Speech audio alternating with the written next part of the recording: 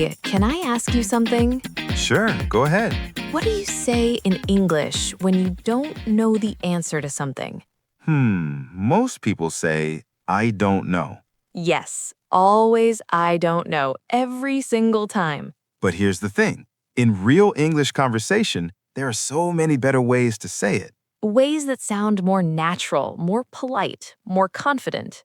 And today, we are going to teach you all of them. This is English conversation practice for beginners. Let's go. Hello, everyone. Welcome back to Easy English Podcast.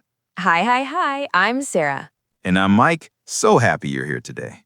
If you are new, welcome. This is a safe place to learn English. We talk like real people, simple sentences, real situations. No stress, no complicated grammar, just conversation. Just like what we're doing right now. Exactly. And today's topic, I love this one. Me too. It's so practical. You can use this today, right after this video. So let's not wait. Let's get into it. Okay, so I don't know. 3 small words, but we say them a lot. Someone asks you a question in English. You don't know the answer. What do you say? I don't know. And then silence. Awkward silence. Yes, that uncomfortable moment. But in real English, native speakers almost never just say, I don't know, and stop. Right. They add something. They keep the conversation going. They sound more natural, more friendly, more confident. And the good news is the phrases are simple, very simple. A1, A2 level simple. You can learn them right now. So why does this matter in real life? Because English conversations happen everywhere, at work, at school, with friends, with strangers. And when you only say, I don't know, the conversation stops. But when you use better phrases, the conversation continues, and you sound so much more natural doing it. That's the goal. Natural, confident, real. Let's do it. Okay, first phrase. Ready? Ready. Instead of I don't know, try saying, I'm not sure, but... Ooh, I'm not sure, but I like that already. See, it sounds good, right? Let me show you how to use it. Okay, let's do a dialogue. I'll ask you a question. Go for it. Sarah, what time does the meeting start? I'm not sure, but I think it's at 3 o'clock. Perfect. See how that works? She didn't know exactly, but she still gave an answer. I'm not sure, but I think this is so useful. Let's try another one. Sarah, is the coffee shop open on Sunday? I'm not sure, but I think it closes early on Sunday. Great. And you can also say, I'm not sure, but you can check online. Or, I'm not sure, but maybe ask the manager. You see, I'm not sure, but keeps the conversation going. You're being honest. You don't know exactly, but you're still helping. That is very natural, very polite. Let's say it together. I'm not sure, but...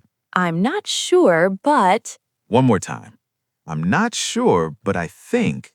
I'm not sure, but I think... Beautiful. Okay, phrase number 3. This one is very honest and very helpful. What is it? I have no idea, but let me find out. Ooh, strong, direct. I like it. Sometimes you really don't know. 0 idea. And that's okay. But instead of just saying, I don't know, and walking away, You say, I have no idea, but let me find out for you. you are still helping. You are taking action. Let's try a dialogue. Mike, do you know the Wi-Fi password here? I have no idea, but let me find out for you. Perfect. So natural, so helpful. Or at work, someone asks you a question you don't know. I have no idea, but let me find out and get back to you. Get back to you means I will tell you later. Very useful phrase. Very professional. Even at A1 level, you can say this. It sounds great. Let's say it. I have no idea, but let me find out. I have no idea, but let me find out. I have no idea, but let me find out for you. I have no idea, but let me find out for you. Yes. All right, one more phrase. Number 4. Okay, what is it? I'm not the best person to ask, but... Oh, this is good when you're really not sure about something specific. Right. Like someone asks you about medicine or law or something very technical. And you don't want to give wrong information. Exactly. So you say, I'm not the best person to ask, but Let's try it. Mike, is this medicine safe to take? I'm not the best person to ask, but you should probably talk to a doctor. Perfect. Honest, helpful, responsible. Or someone asks about directions. Excuse me, how do I get to the train station? I'm not the best person to ask. I'm not from here, but maybe try Google Maps. Honest and helpful at the same time. That's the goal, always. Let's say it. I'm not the best person to ask, but I'm not the best person to ask, but I'm not the best person to ask, but maybe try. I'm not the best person to ask, but maybe try. Okay. Slowing down. Teaching moment time. We learned 4 phrases today. Let's go through them one more time. Phrase 1. Instead of I don't know, say I'm not sure, but Phrase 2, that's a good question. Use this when you need time to think. phrase 3. I have no idea, but let me find out. Honest and helpful.